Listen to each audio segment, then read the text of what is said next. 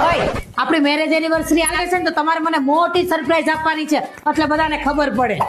એલા પણ સરપ્રાઈઝ તો સામે વાળાને ખબર ન હોય ને આપણે આપીને એને કહેવાય. મને ખબર જ છે કે તમે મને સરપ્રાઈઝ આપવાના જ નથી, પણ દુનિયાને બતાવવા હાટુ થઈને તમારે મને સરપ્રાઈઝ આપવાની છે એટલે બધાને ખબર પડે. ફસવાઈ ગયું. અહીંયા છે લાલ કલરના બલૂન લગાવજો, અહીંયા મોટું દિલ કરવાનું છે ને આપણા બેના નામ લખવાના છે એટલે બધાને ખબર પડે. આની ફરતે મીણબત્તીઓ મૂકવાની છે. એલા પણ અહીંયા આડિયું મીણબત્તીઓ કેમ મૂકવી?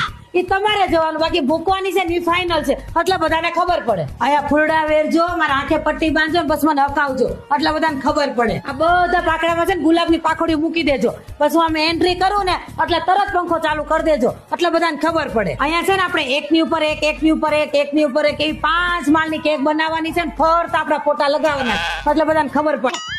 હા ખબર પાડી દેવું. અરે મને કાંઈ ખબર નથી, મારા માટે બહુ મોટું સરપ્રાઈઝ પ્લાનિંગ કરે છે. હા જો તમારે તો આવવાનું જ છે હો, મને લાગે છે